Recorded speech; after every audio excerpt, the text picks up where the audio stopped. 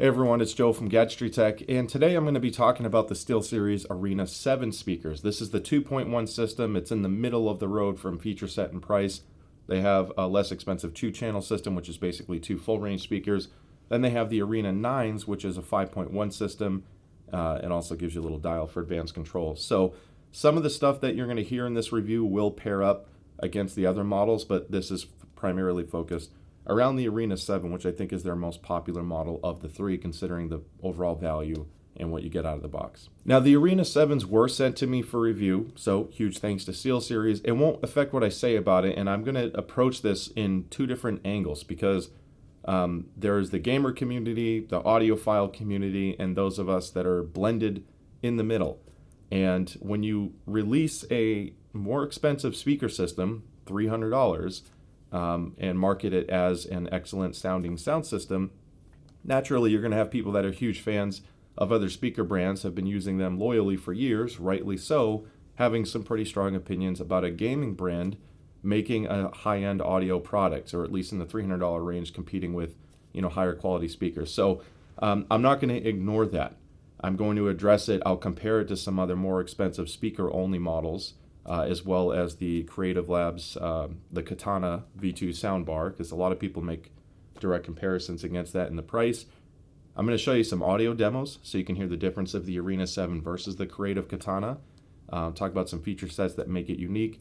And then by the end, hopefully you decide if this is the right system for you or not, because I want to make this channel as honest and open as possible. My goal is to always help make sure you can make the best purchase decision you can based off the information you gain from the content I make, and hopefully from other people's content. So let's start with the basics. The Arena 7 does a lot of stuff, and because it's a gaming product, there's going to be some gamer stuff sprinkled in, and that does include some stuff on the PC side, using SteelSeries Sonar, for example. So I already mentioned this is a 2.1 system. Now it uses proprietary cables to connect the speakers because of the RGB in the back. Yes, it's a gamer product with RGB, but with a lot of people investing and purchasing RGB LED strips or Philips Hue systems, for example, and Nanoleaf, a lot of people are embracing color.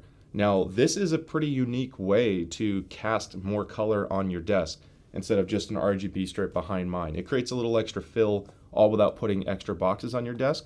So you are paying for some of this.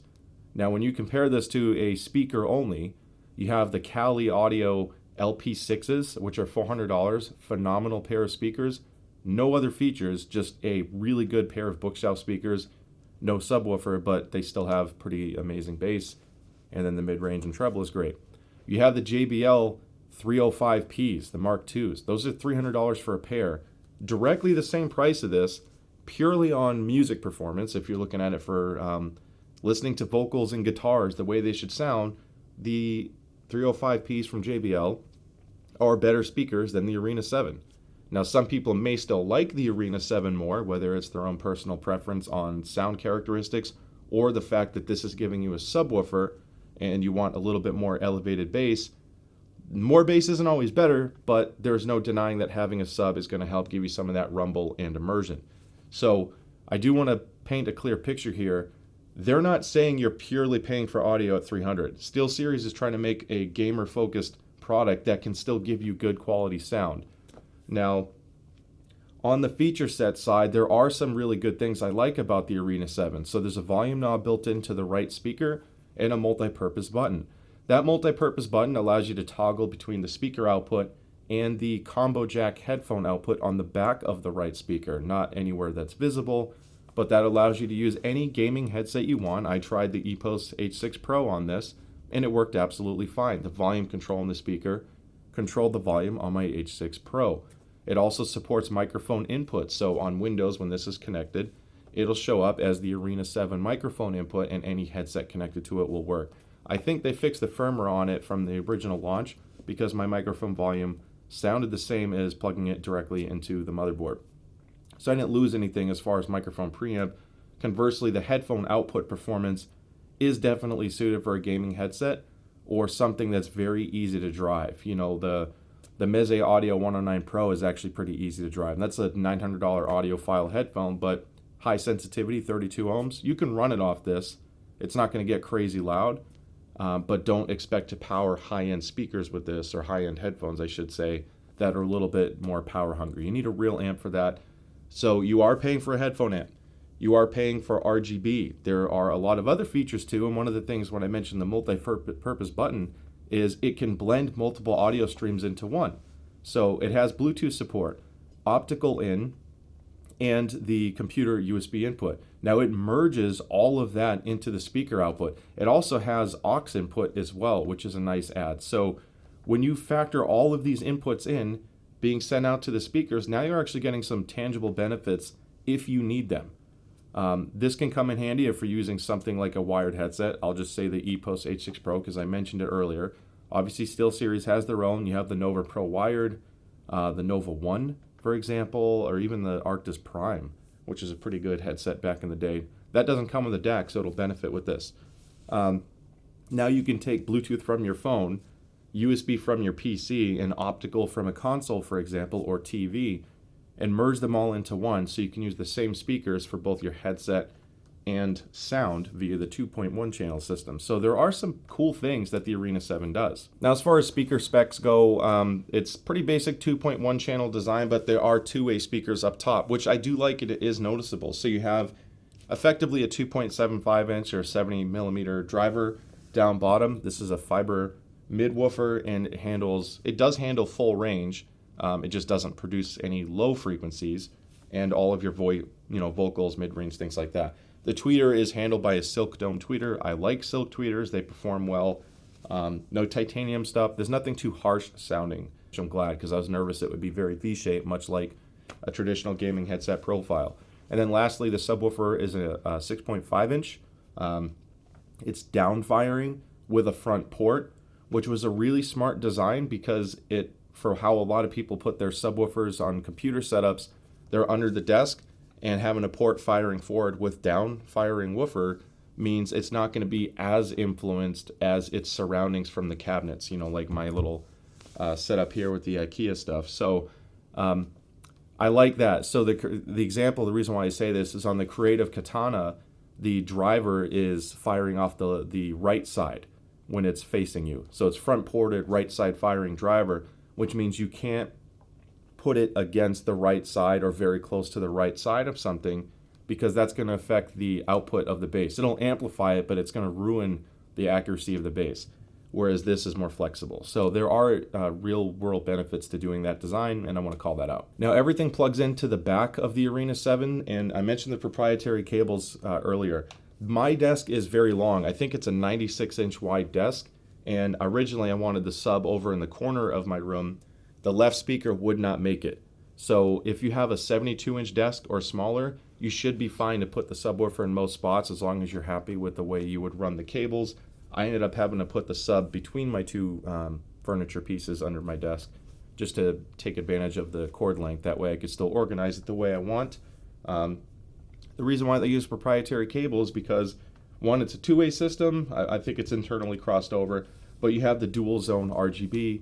The right one, the cable is actually thicker. There are more pins, and that's because there's volume control, the headset input-output support, and then the mode button to control the Bluetooth, because, like I said, it handles that. So there's a pairing button you can press and hold down to activate.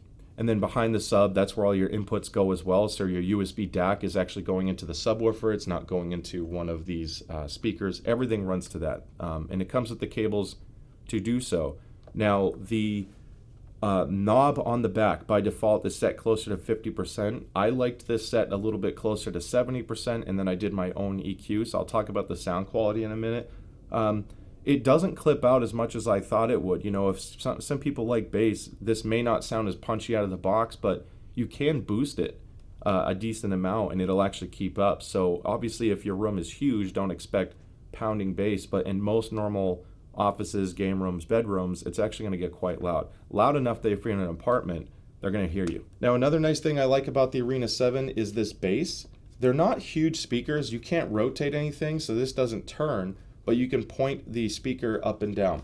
I want to call this out because speaker placement is very important on full range speakers. Subwoofers are more flexible, but you want these to be as symmetric as possible and ideally pointing up at your ears. You can get risers online to lift the speaker to make it higher, because the closer you get to ear level, the better they're going to perform. So don't put stuff that's, going to block it. Don't put a streaming microphone in front of it and wonder why it sounds muddy and you're not getting the clarity. So having the ability to turn this upward without having to buy anything online that angles the speaker is a great start, and I'm glad they include it. And even the mechanism to do so feels really nice. There's just the right amount of resistance to it to allow you to place it. The enclosure, it's all ABS plastic. I do think that's audible. Now, I listen to a lot of different speakers out there, pretty expensive stuff down to, $200 things, and you can hear the resonance of different enclosures. We can fix some of it with EQ, but it does not sound as rich or full as a larger speaker that traditionally uses MDF. So they are working within certain physical limitations, so just keep that in mind. Now, I want to talk about sound quality, and surprisingly, I'm not going to talk too much about it because there's very simple comparisons to make here that I think will paint a good picture, and then I have an audio demo I want to show you as well so you can hear the difference. These actually have surprisingly good resolution. They're very clear without being too sharp. They are a little bit shouty around the 3K region, so if you're sensitive to a more shouty sound, you can EQ it down in Sonar, which I'll show you. In fact, just while I talk about it now, Sonar allows you to export EQs, and I will have a link in my description to do just a little bit of a tune on the mid-range. To explain that further, I spent hours measuring my room frequency response with these speakers to look for audio issues, whether it be really odd spikes in higher frequencies or in the subwoofer itself. If there's something called a bass null, my room had an 80 hertz bass null with this sub. So there was a dip in frequency response. The bass didn't sound as full. So after literally, 50 plus measurements, doing something called the moving mic method, I actually have a cross spectrum calibrated microphone to get accurate room response.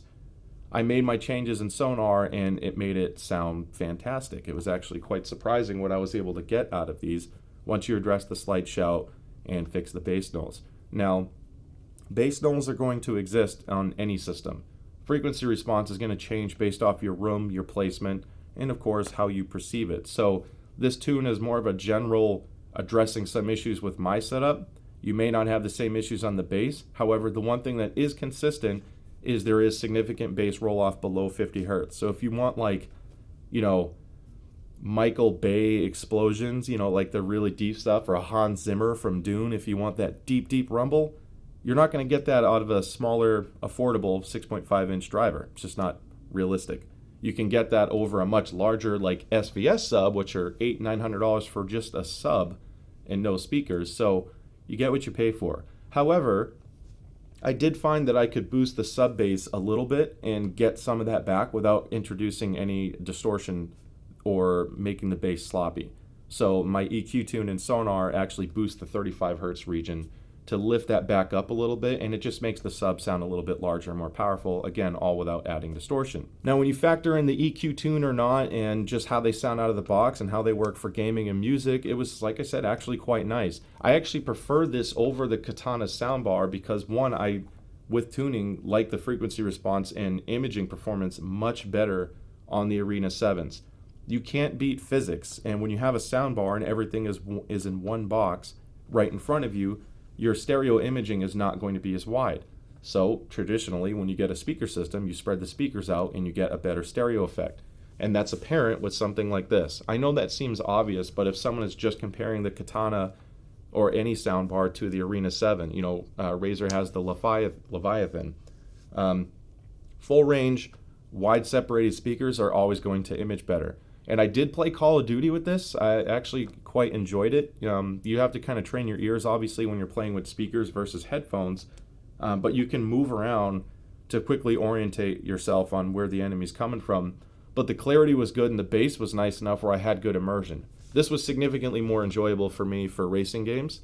I tried Gran Turismo on it with optical, and then the new Forza Motorsport using my computer with USB.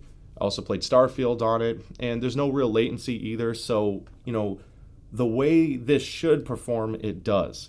The way you expect it to perform, if people have preconceptions out there on what a gaming speaker system could sound like, it actually exceeds expectations.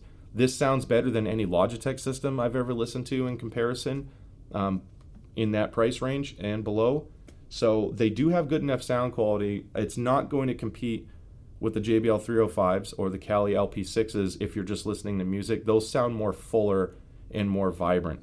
There's only so much you can do out of a tiny sub 3-inch driver, but I think it's commendable what SteelSeries got out of this affordable package. So I'm going to show you a couple audio clips real quick, and I'm going to play it on the Arena 7 and the Creative Katana just so you can hear the way the sound quality is between the two, because it's actually quite drastic. And even though this isn't the best way to do it, you will still hear it. So put headphones on or IEMs if you can. I recorded this with dual Audio-Technica shotgun microphones using a 32-bit floating point field recorder. So I tried to capture it as best as I could and placed it fairly, and I didn't change any volume settings or anything. They're gain matched, so it's an even playing field. So with that being said, have a listen. I used to crash on the couch, now I got cash in the bank. Look at me now, she didn't want me around, now she begging me to stay. Look at me now, nobody knew who I was, now everyone's screaming my name. Look at me now, I couldn't look at myself, now I see the mirror and say, look at me now. Look at me now. Look at me now. Look at me now. I wonder if I made you cry, following dreams like it's crash on the couch, now I got cash in the bank. Look at me now, she didn't want me around, now she begging me to stay. Look at me now, nobody knew who I was, now everyone's screaming my name. Look at me now, I couldn't look at myself, now I see the mirror and say, look at me now. Look at me now. Look at me now. Look at me now.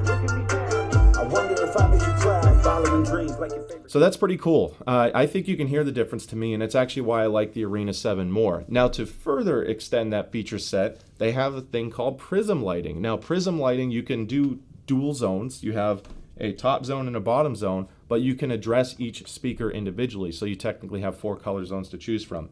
If you do the reactive lighting profile, which you can set to weigh in on your default monitor to assess the colors on screen, it can actually do immersive lighting, kind of like what Philips did with the whole Ambilight technology in the past. Basically, if you're playing a game and the game's underwater, these are going to light up blue. And if you're in the middle of the desert and it's a red-orange sun, these are going to cast orange on your screen. And it responds fairly quickly. It's not instant. It always felt about a half second to a second behind, but I think it does help with immersion.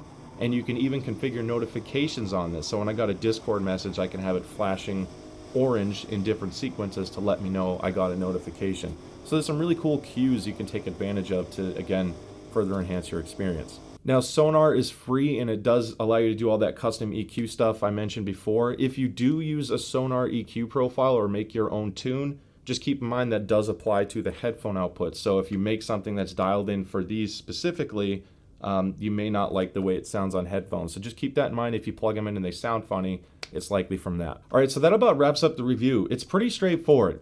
Pure audiophile speakers or audio focused speakers are going to sound better in this price range because they don't do any of the other stuff that the Arena 7 does.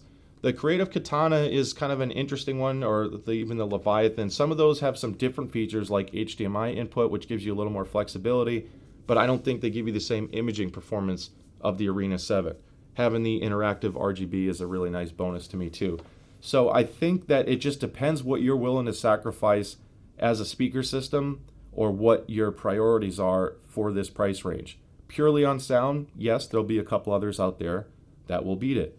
Purely on the gamer aesthetic, I guess that really comes down to preference. But there is a unique combination here of the gamer features, if you will. The RGB ambient lighting, which I cannot stress enough, makes a big difference on the vibe that your desk has. It looks so good at night.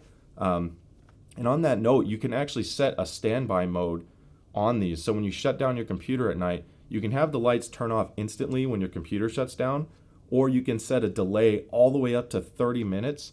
I set mine for I think it was 30 seconds originally, but I wanted to increase it because a lot of times I shut down at night and I'm like putting away a few things in my office.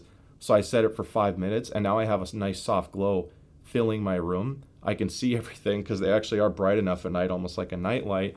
Then I walk away and they shut off on their own. So it's little things like that that are more for how people actually live every day and not just what's on the spec sheet. So thank you so much for watching this. I hope this kind of helped paint a picture in today's light and what's out there on the market to understand if this is worth it to you or not. If you like the content, don't forget to like and subscribe. I'd love to see you at the next video. Stay safe out there, and I'll see you next time. Bye.